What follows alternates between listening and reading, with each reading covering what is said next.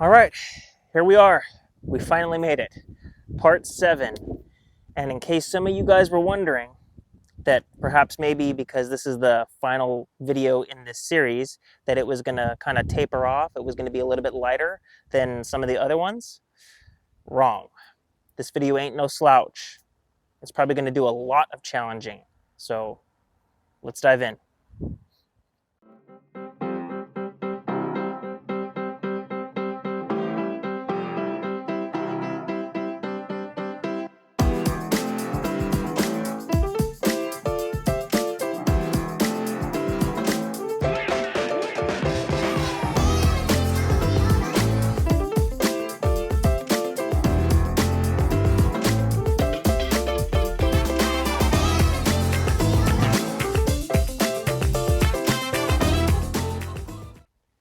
Now, some of you guys might be thinking, well, after last week's video about the churches and us having to be mindful about what church we attend and what kind of stuff that they push and promote, and everything else that you've brought up, I mean, where else really could we go? I mean, what else challenge is there? Well, just wait and see. Just wait and see. I don't want to spend a whole lot of time here because I want to show you this clip and then we'll unpack this on the backside. So go ahead and check this clip out.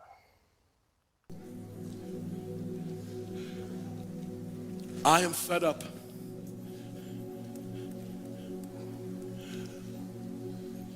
I'm fed up with how many of y'all in this room love, like, don't play me when I ask you this. And I'm not talking about you can post about him on Instagram or you got God first in your bio. If you love Jesus, just let me see it. If you really love him, okay, listen to me. How do you not care about the reputation of somebody you love? How do you not get angry when you see his name being mocked and desecrated on social media? How do you keep sending money to ministers that defame his name and treat the church in the pulpit with a mockery? How do you keep doing that? How do we not speak up? How do we not have a righteous indignation against the mockery of the King of Kings and the Lord of Lords? How are you not angry when you see pastors and leaders and apostles and prophets that twist the word of God for gain or make a mockery of his name? Don't you get tired of watching movies and they always got a joke about Jesus? You don't see nobody clowning Muhammad. You ain't never turned on a movie and seen them clowning Muhammad or talking trash about Allah. The Islamic community would rally with indignation and rage. Yet we who have the truth, we who are the sons and daughters of the kingdom, we let this happen right in our face. No outcry, no righteous indignation, no anger, no frustration, no holding them accountable, no crying aloud, no prayer, no frustration. We just turn a blind eye. God forbid we get called out for judging somebody.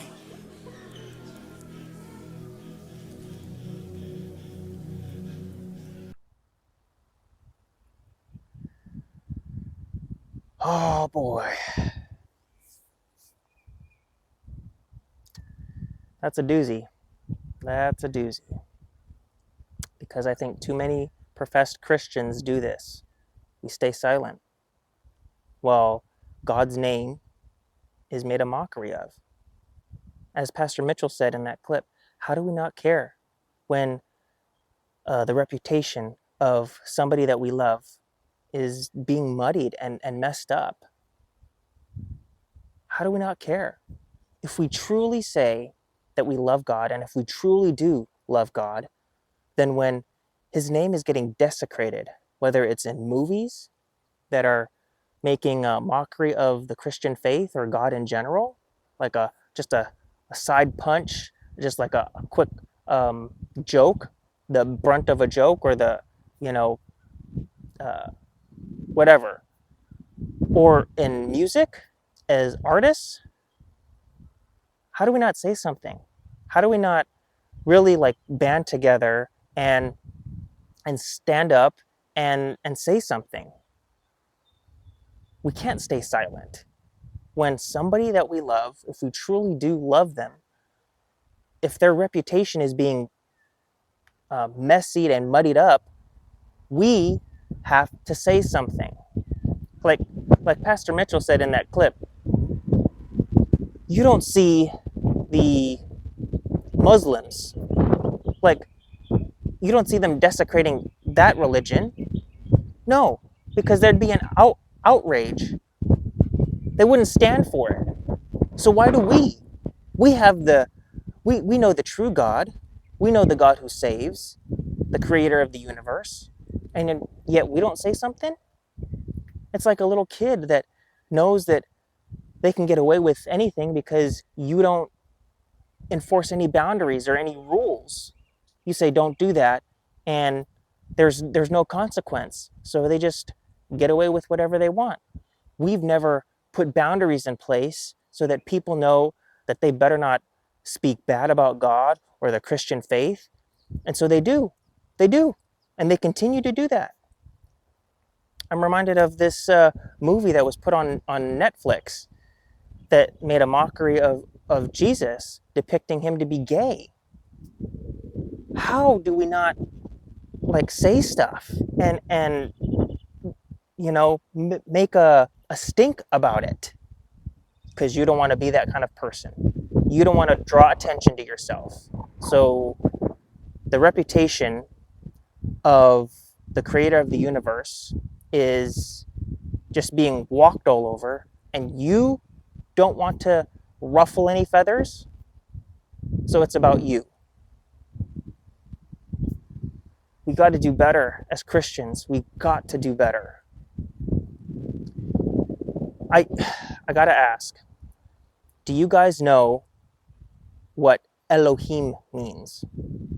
No. Some of you guys might actually know what that means. If not, I'm gonna put that on the bottom, because some of you are probably like, Elo what? What did he just say? Elohim. It's the Hebrew name for God. Just like Yahweh. Yahweh is another name for God. Now, God has many names, but Elohim, Yahweh, those are some of the two most common ones. And then, of course, God. So it's really quite ironic that after I saw this sermon and this clip, the following day I go to the gym, and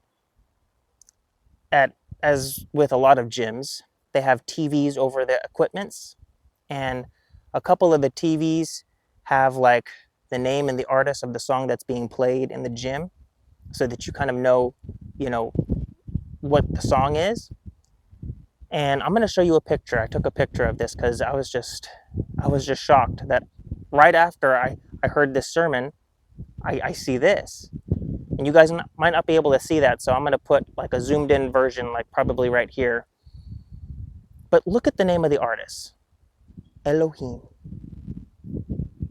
Let me tell you right now, so that's not a Christian artist, but even if it was, you're going to call yourself God? What is going on here? Are they just getting that bold and that daring now? They don't care? And are we just not going to say anything?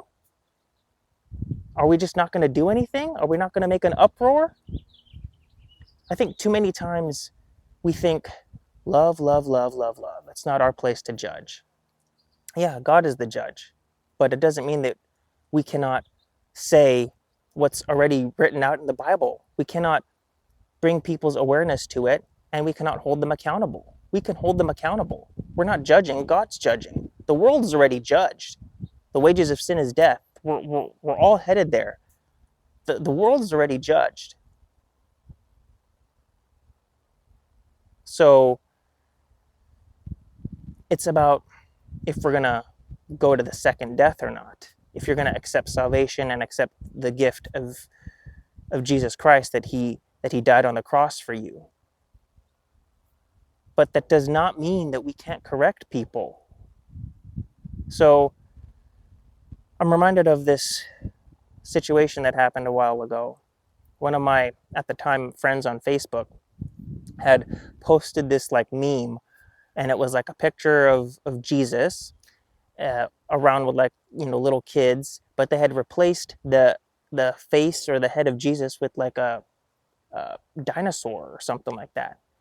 And I saw that and I got so upset, so incredibly upset, that I could have scrolled on past, but I decided I was going to comment under there. And I said that I was really offended by this, that you should remove this.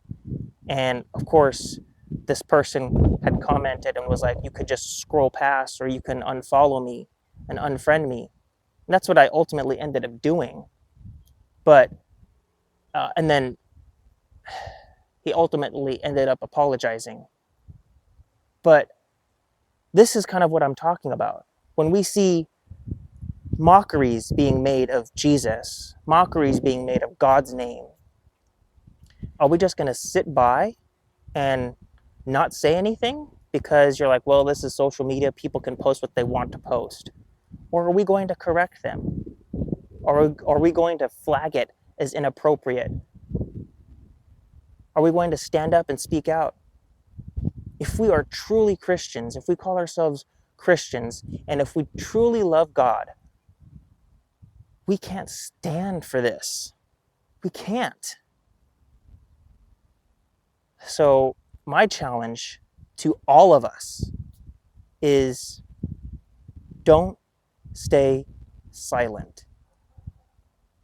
If you see anything that is making a mockery of God or Jesus or the Christian faith, don't stay silent.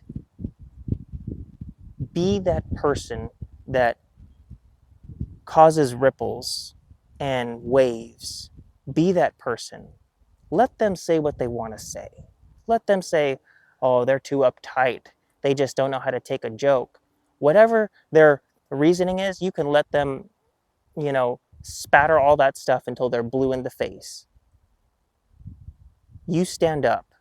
Stand on the Word of God. Stand on truth. And some of you might be thinking, God doesn't need us to defend him. He's God. You're right. God does not need us to defend him.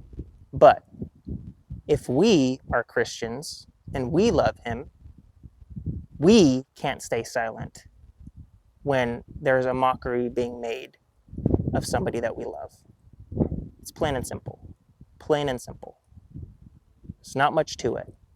So I challenge you to look within yourself and think about whether or not, if you say you love God, if you truly do, if, as the saying goes, you put your money where your mouth is. It's one thing to say it and type it and put it on your profile. It's a whole nother thing to live it out. It's a completely different thing to live it out. So let's live it out. Let's make sure that we put our money where our mouth is, and that we put our love into action. I thank you guys for coming along with me in this video series, and for hopefully being challenged along the way. And stay tuned for the next week's episode, because that's going to be a good one. It's going to be fire. So at least I hope so. But until then, you guys stay safe and be blessed.